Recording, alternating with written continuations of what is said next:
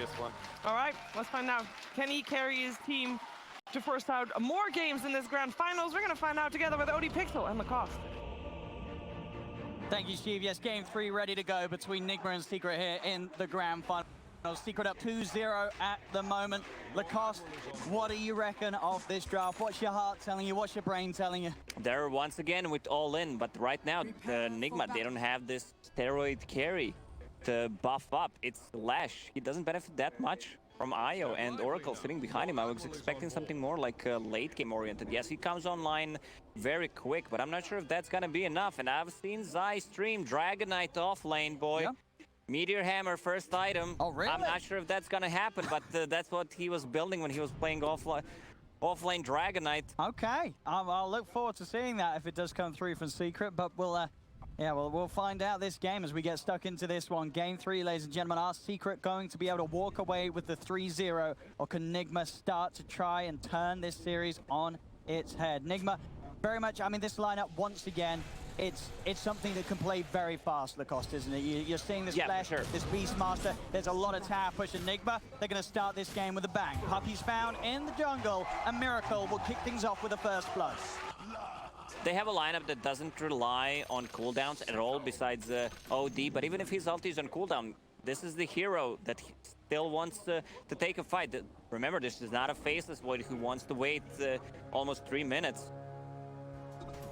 And it's a good Ruby game, though. Like, you have Beastmaster Roar to steal, anything from Lash will feel good. Astral, the most important one that you want to go for defensive. Roar is used, you just Astral someone.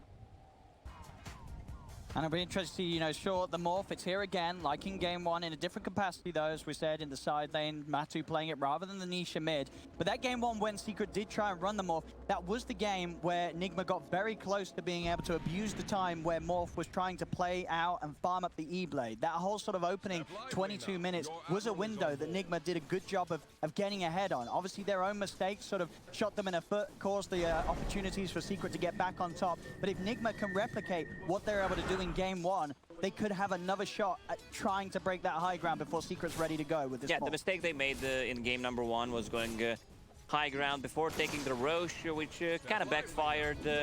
But right now, they also have a nice Roche taking potential. You have Beastmaster with the Aura. You have this Lash who deals a huge amount of damage in a short period of time. And looking at some of the expectations from the lanes, this last pick OD from Nigma in this matchup against Kunkka. Kunkka, a beefy hero, has great wave clear with the Tidebringer, but would you still consider OD a hero because of the melee factor of the Kunkka that can come out on top of this 1v1? Can Weehard win this lane? Knowing how good Nisha plays, it could be an even matchup, and if he gets the levels early on, on Kunkka, you'll still can go to jungle if things are not going correctly, but I don't think he should have too many issues. Yes, OD, whenever there's an Astral, he's going to use it, get the deny, and 1 or 2 CS. That's how this lane should go. But so far, Nisha doing extremely good, 7-3 against 5-3. Yeah, solid start indeed as trade starts off even. The side lanes, interesting to see this time around, obviously beginning with mainly 2v2s rather than any tri-lane action early on. Is this something that we can expect to change? Is anyone going to get left alone, and do any supports have to start getting active elsewhere early this match? You can leave Dragon Knight alone for 30 seconds, try to make a move on the mid lane, especially if you have a vision on the rune, and it's Invis rune, but the only one who has the vision of it is Team Nigma. So it's not going to be efficient even if you make a rotation. Nisha harassing him a lot. 2 points in Tidebringer already doing the work. And look at this. Second bracer nearly out. Could secure the wave attempt with the Torrent. And having that second bracer, still having that salve ready to pop if he does get low. Nisha with all the tools to keep himself strong in this lane matchup. 11 for 6 against the 7 for 8. Not having any trouble at all so far in these early levels against Weehard's OD. Dragon Knight might go for Spirit Vessel this game. It's extremely efficient against these healing 2 supports that Nigma is having right now. Yeah, even with sort of the ability to dispel off with the Oracle, you'd still see a lot of value in that item. Yeah. Because there's going to be situations where Oracle's not able to save, right? Oh, I said you can leave him for 30 seconds. What? They can land the stun. I mean, maybe they don't even need to land it here. Zai doing his best to try and juke it, but they've got him. Just alone a little too long. Must have hit the 31st second. The Probably, yeah. Usually I'm not wrong, especially when I am. I don't know. Now we're seeing down bottom Matu's farm, 13 for 3, mind control, 14 for 6. Solid start on these lanes, 2 for 0. They're already starting to build up a 1K lead. Yep, we can hear the crowd. They want Nigma to win this game. A lot of cheering when they were entering the stage, and even right now. Yeah, no doubt about it. The fans here, they just want to see more Dota 2. You know it. You know, Secret was down 2-0 at this point. They'd be cheering Secret's name. They want to see more action from these teams. And Nigma, this opening 4 minutes, they're certainly doing it. They're giving it their all to kick this game off to a much better start already than game 2's. Yeah, 2 Borises. I don't know, I like to call Boris when we're in the CIS region, you know? Boris? Yeah. Okay. I like it. Doing a lot of work on the bottom. There's a huge amount of slow. Also, should be careful about this Oracle. 2 points in the nuke. Oh, yeah. This is that level 3 on Kuro is when he can really start to hurt. Huge amount of mana to play with, and he's got the 2 mangoes on top of that as well. So a lot of combos to drop if he sees the opportunity to start nuking. He's going to start going on to Matu a bit. Matu's got to be careful on how much he's shifted into the Agi. You cannot underestimate the burst from that level 2 Purifying Flames that Kuro has ready to go. Just continuing to do a good job of trying to push back Matu. Continuing to open up this lane for mind control to free farm as the Beastmaster. Again, Matu really playing on the edge here. Sitting very, very low. Back towards the bounty room. Puppey will take it away. Mind control will chase him for his efforts, though. The ball coming in, slowing down Puppey. But Puppey's still going to be able to make it over. TP take another out. Bounty room. He's going to be able to TP out easily. There's no burst or catch to stop him. And that's Secret securing all 4 bounty rooms at 5 minutes in. Even with 4 bounties, it's still an even game. Yeah, you can see on the CS, all 3 of Nigma's cores, just on average farming that Yep. better than that of Secret. Still, the mid lane, it's starting to step up in denies. Now that the levels are there, we are able to utilize the Astrals more frequently to take more away from the Kunkka, but it's the Kunkka. You know, at this point, Niche is going to be able to head to the neutral camps, make sure that his creep hitting stays on top. It's going to be really tough to land any combo from Kunkka. They're safe from Oracle, they're safe from IO, and Astral from OD. But they need to make a lot of mess in the mid game before they can use the Kunkka's combo. In Secret, they definitely have started to rotate more away from that top, giving Zai that solo area to play. Does mean that there's very little pressure on the ledge. Bottom lane, an opportunity's been found. They try for Puppey, but Puppey's back under the tower. Matu comes forth. Trading harass with mind control and a TPM from Yapso. They've got a great sleep setup from Puppey that will allow them to find at least one of these, you'd imagine. Telekinesis back onto mind control. They'll take the kill. Kuro's trying for the trade with the Purifying Flames, but it's not enough. Puppey is able to hide it out in the trees, and Kuro's got to run. Waveform forward. Matu's looking for a second kill. They don't have enough damage, and we are TP-ins there. As ulti ready, if he can get some charges from that Astral, that's going to be +3, but Yapster gets a kill on Kuro. Yeah, Kuro steps in and doesn't expect that Fade Bolt to come flying in from the side. Top lane, Nigma, they'll find some action in return. They'll move in onto Zai, knowing the Secret. They put all their focus down bottom. The support TPs, meaning there was no backup for Zai available. Nigma could take the kill, and any time they clean up this top lane, Miracle's going to be able to push very, very quickly. I like how both of these teams are processing information. You see rotation from Yapsor. Dragon Knight falls back to his tower, but the Nigma, they have the movement speed advantage. They get the kill, they get the tower, and this tower is important. Not as important as the mid tower, but right now there's no one on the mid lane for a very long time. Rotation from Nisha. If he wants to use the perfect read of the movement of Kuro. Didn't need an X mark, didn't need a boat. Gets him slap bang in the middle of the torrent, and now he has the X and the boat to look for mind control as well. He doesn't even need the boat. Nisha using the minimum, but that's all that's required to get the 2 kills off successfully with a perfect gank. Well, Nisha is just too good. His performance on the Batrider in the previous game with the node deaths was amazing. And yep, I talked about it. He's going for the meme hammer. You might laugh about it, but I did the math. Okay. You know, you can stun people for 5 seconds. 5 seconds? Yeah, if your Dragon Tail is maxed out, especially at the later stages of the game. If this goes to super late game, you get level 20, cooldown reduction, and 2 seconds Dragon Tail stun. All right, big brain plays from Zai. I mean that, you know, then you know it's not like he's the only disable on the team. You combo that with a Rubik, a Kunkka, an Elder Titan. That's hero slammed down for a long, long time. But it is also, you know, you do not see your offlane hero rushing Meteor Hammer that much. So it is a different way to play. We'll see if it pays off. Bottom lane, Nisha tries for the attempt, but there's more than enough save from Nigma. GH and Kuro coming to help out Mind Control. As Nisha won't be successful this time with the action, Weeha's attention also brought down here. Still looking for an opportunity to use that Sanity's Eclipse to get that easy kill as an OD, but Secret play it safe. They back off and keep themselves away as OD shows himself. Yeah, they understand that this bottom tower will probably go down. Zai putting a lot of pressure with that ulti. A bit off the mark there. Miracle tries to read Zai's movement, but Zai plays the double bluff, keeps moving in a straight line, and the stun's entirely off the mark. A lot of rotations so far. Matu also pressuring the mid tower. I don't think Kuro solo can stop him. Also, not enough damage on that bottom tower since Miracle moved to the top lane, but they don't have that edict. And hard for, as you say, Kuro to stop, hard for him to really harass him at all. As with the lifesteal, Matu can always play it safe and heal himself back up to full. Being able to head into the creep, but here, Weeha is kind of actually shifted. Is it enough? Yes, it is. It is indeed. A little too far in Agi, and Weeha sneaking around in the trees, catches off Matumba Man. At 620 HP, you are not surviving that combo. No stacks needed at all, really. Crowd cheering Weeha's name. They're getting excited. They want to see more than 3 games. Outpost controlled by each team. And 10 minutes in, so 4-4. A solid start from both lineups.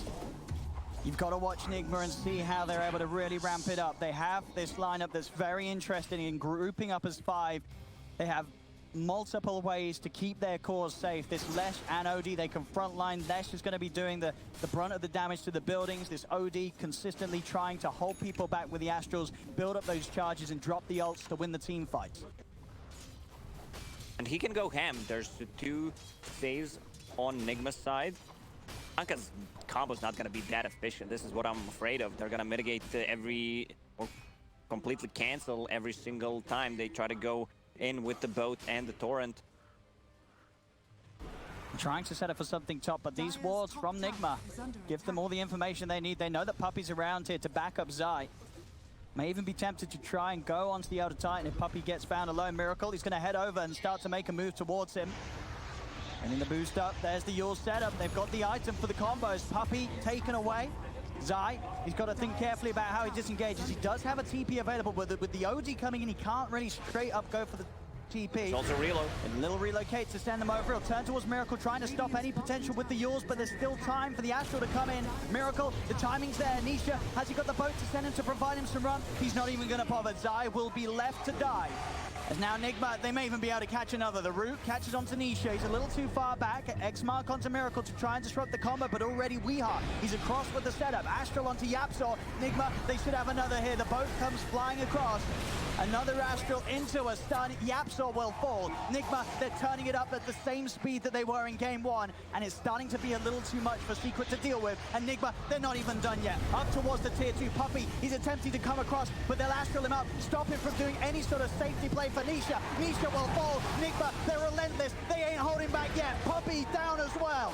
As Nigma, there's no stopping them. They'll let Kuro die. Maybe he can even mess around with them a bit more. He'll false promise himself. He should fall here, but buying time for the rest of Nigma to get out. Miracle did go down, so Secret are able to get a core in reaction to it, and obviously not the plan for Nigma. They did not want to lose their 22 stacks on OD, who has the hammer ready. Oh, watch out. Silence. Careful. This man's going to do a lot of damage. Oh no. Oh, Matumba Man, goodbye, goodbye. 25. Goodbye. 580 HP. I don't think he even needed to use the Astral there, but just to be sure, you know? Yeah. Even though they're getting all these kills, in terms of net worth, the game is pretty even, but Nigma can easily explode. They're going to be grouping up with this kind of a lineup, and they're not relying on any kind of cooldowns at the moment. Then we go to Wasmir. Nisha, Zai swarm across immediately. They're looking to disable the backline, get this Oracle under control. Yours up from the Lesh, will dodge the boat combo, but they still have the lag down. But there's the jump over. GH with the tether, trying to keep Miracle alive. The reload! GH perfectly timed with the save. Kuro will fall, but GH keeping his man alive. WeHeart starts to rack up some of those charges here, building it up. Obviously no ult, but the damage will increase. GH is back in, and he will fall for his efforts to keep his core safe. The 3 cores of Nigma will live. They'll have to back away. Secret will get the space to take down this tier 1 tower. Secret has an answer. You want to run that as we're going to bring numbers. All 5 heroes on the mid lane. They also get the tower. Someone should address the problem on the bottom lane. Puppy a bit under-leveled on these heroes. Okay, he got the levels from this. So 3 points in stun, which is going to be pretty much the control in the backlines for this Oracle and Dio, if they decide to use the full combo to get a kill. Nisha, I love the build, going for that Heaven's Halberd, extremely effective against OD. Didn't see too much out of mind control, only involved in one of those skills, but he's getting the farm. Help the Dominator to increase the damage, the extra creep as well. Yeah, keeping himself just a little bit ahead of that of the farmer's Zai. Zai, I believe he should have the Meteor Hammer done right. Yeah, I think it's just coming out now. So he's got that hammer, he's got that combo. So as long as they can sort of start the fight and find the chance for Zai to offer that follow-up, they will be able to lock heroes down for a long time. The same thing though, they have to try and find the supports in this combo. Otherwise, Kuro with false promises, GH with relocates, will be able to keep Nigma's, core safe every single time. My pubs are ruined. Thank you, Zai. Meteor Hammer on Dragonite. There we go. Farming the wave in style. Just sitting back, summoning up those meteors. Doesn't even need to hit a creep. It's all done with the power of the hammer. Problem is this game, the hammer of WeHeart is going to be that little mightier. Each time the ult's up, Secret have to be wary of how they choose to fight, as WeHeart will look to get involved with the help of GH's relocates.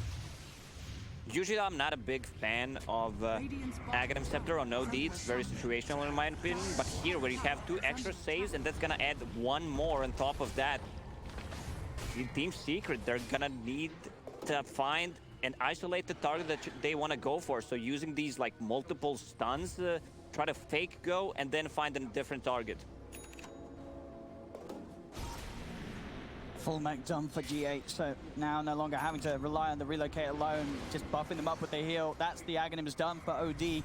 These items coming together for Nigma, they're going to get closer and closer to the point where they're prepared to really try and force Secret back towards the base. They're trying to take away a tier 2 to open up the opportunity to push on heavily on this bottom lane. Zai popping the dragon form in a sort of an attempt to scare them off, and it is working. Nigma have to be very careful about how they continue this pressure. We saw in game 1, mistakes were made. So far, they've been doing a good job of keeping everything to plan. We're careful here now as the stun. Meteor Hammer. There it is, the defensive A lot Astral. of save. Meanwhile, Morphlings are farming on the mid lane, finding the farm in the jungle. Not even close to that shotgun. There's the tower taken. Nigma, they want to get as much done as they can before he plays complete on Morph. They're gonna go for tier 3. They're ready. 4 heroes are here. Someone's pinging it. It's the Brown. I mean, how... OD is missing. Oh, they're going to try and make a go on to Zai. Okay, they don't commit with a stun. I believe Yapstor was able to break that up a little bit, and Zai will be fine. Even if they do get their hands on him, still pretty tanky with those stats offered up by the Meteor. Oh, OD, perfect rune. He just picked up the haste so he can rejoin his team. Also, there's still one tier 1 tower on the mid standing. They would want to get that before. Look at the aggression from Nigma. Just making sure no one can leave the base. Trying their best to really assert dominance against Secret. This ward from Secret near tier 3 tower, they know how Nigma's gonna approach this. Dire's top tower is under If attack. Nigma can get a catch, Nigma.